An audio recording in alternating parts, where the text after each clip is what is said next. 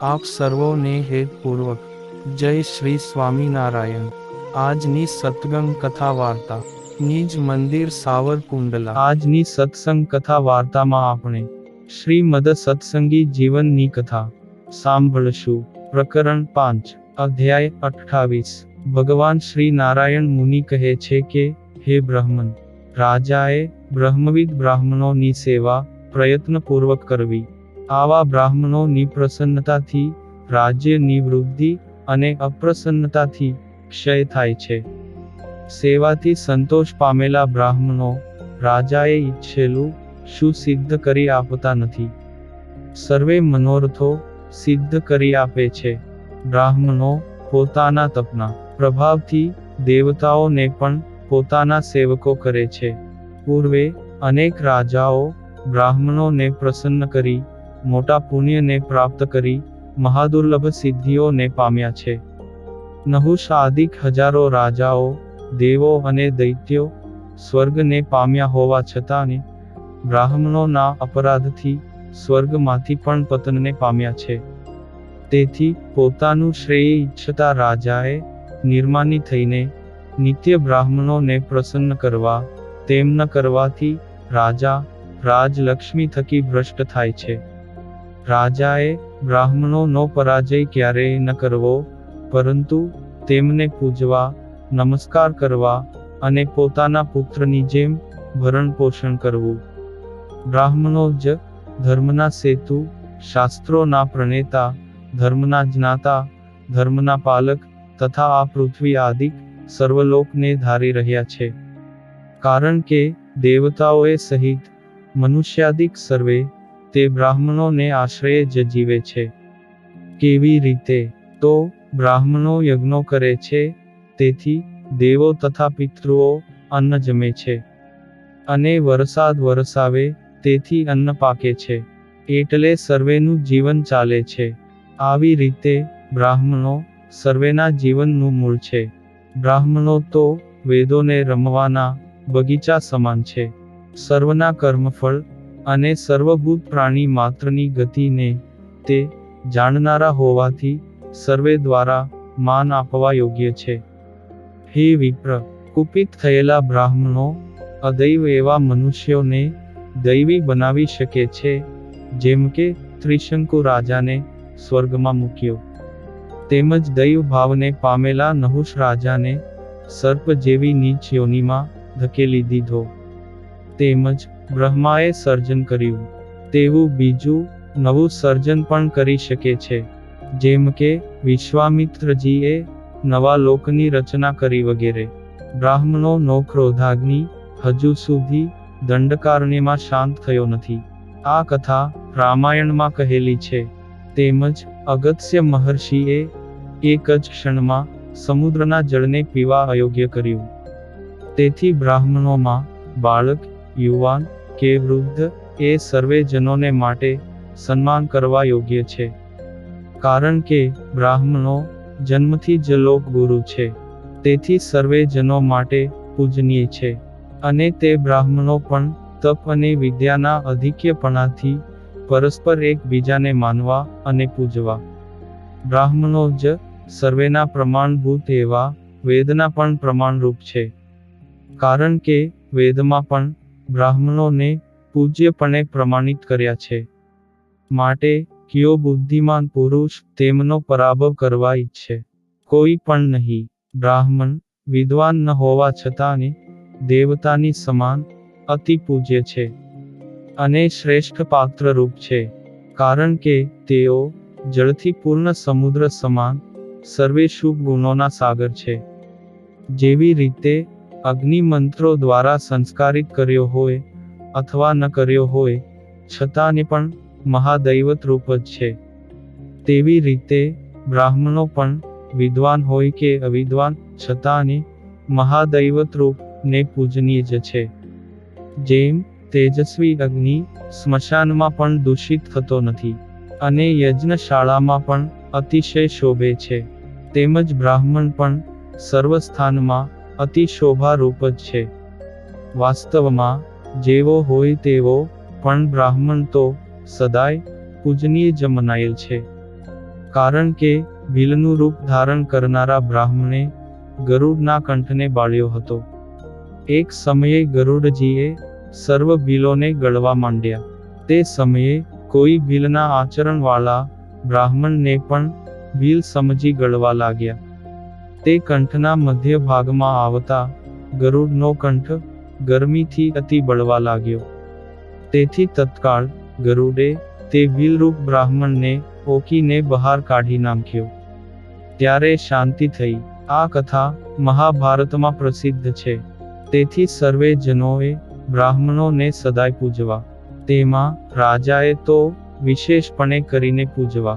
કારણ કે બ્રાહ્મણનું અપમાન તો એક ક્ષણમાં જ રાજ્યનો નાશ કરી નાખે છે.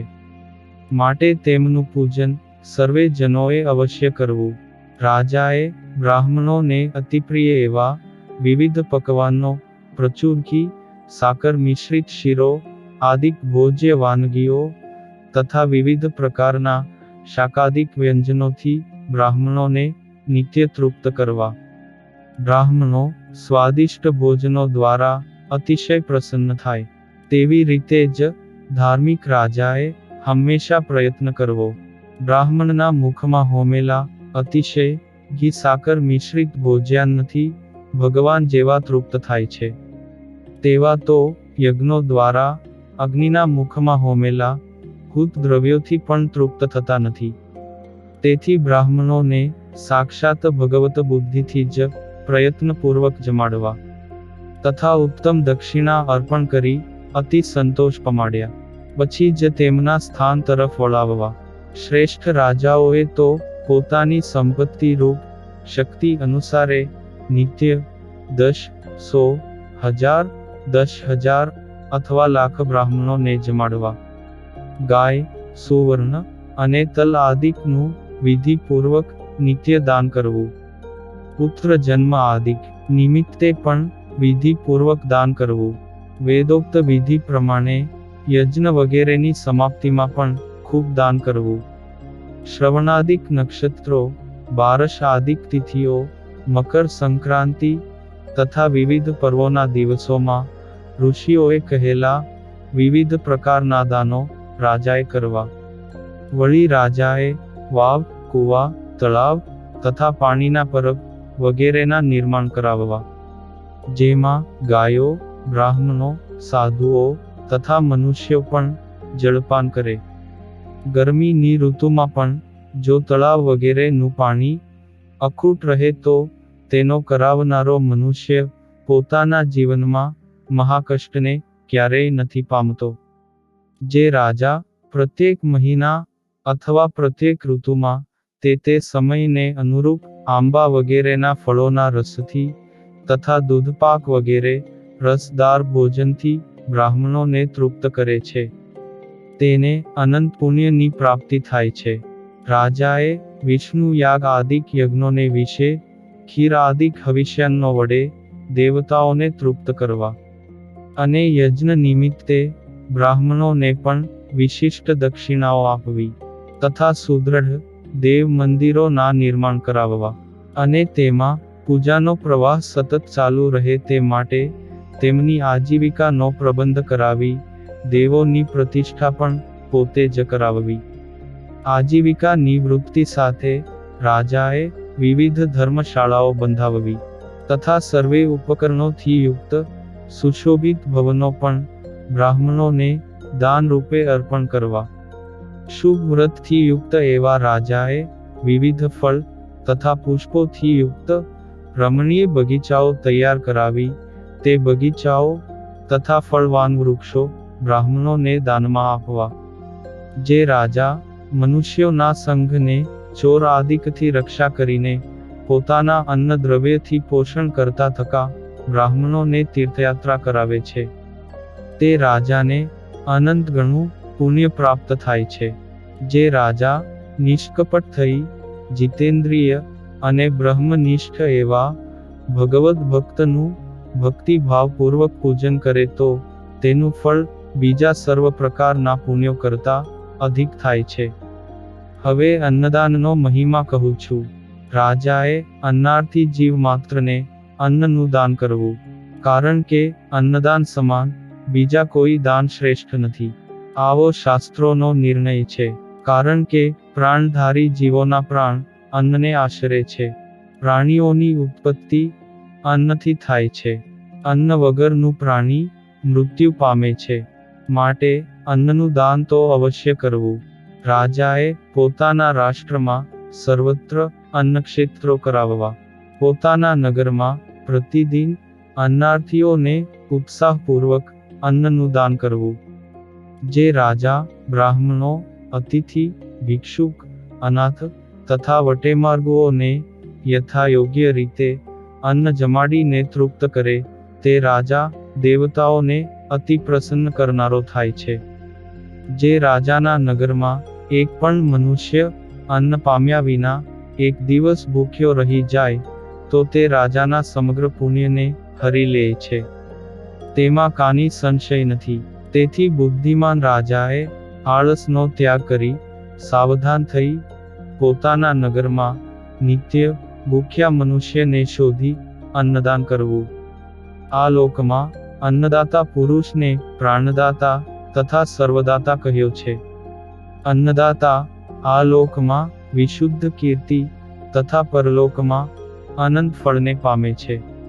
અન્નદાન કરનારા પુરુષ સુવર્ણમય અને સૂર્યની કાંતિ સમાન તેજસ્વી વિમાનમાં બેસીને સ્વર્ગમાં સીધાવે છે. તે વિમાન ઘૂઘરીઓથી અલંકૃત અને અપ્સરાઓના વૃંદથી સુશોભિત છે. તેમાં અનેક પ્રકારના ક્રીડા સ્થાનો છે તથા વાવ આદિકથી શોભી રહ્યું છે. આ વિમાનમાં વસ્ત્ર, આભૂષણ, ભોજ્ય પદાર્થ વગેરે વસ્તુઓ પર્વતની સમાન શોભી રહી છે. વિવિધ રસો પણ નદીની પેઠે વહી રહ્યા છે. મનના સંકલ્પ પ્રમાણે ગતિ કરનારા આ વિમાનમાં બેસી અન્નદાતા રાજા સ્વર્ગમાં સીધાવે છે. હે દ્વિજવર્ય, ત્યારે સ્વર્ગમાં ગાંધર્વોના ગણો રાજાની કીર્તિનું ગાન કરે છે.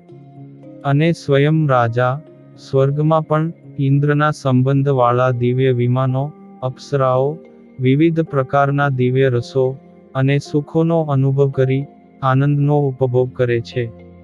ઇતિ શ્રીમદ સત્સંગી જીવને નારાયણ ચરિત્રે ધર્મશાસ્ત્રે પંચમ પ્રકરણે ધર્મોપદેશ કરતા ભગવાન શ્રી હરિએ કહેલા બ્રાહ્મણ પૂજાના મહાત્મ્ય નામે 28મો અધ્યાય સંપૂર્ણ.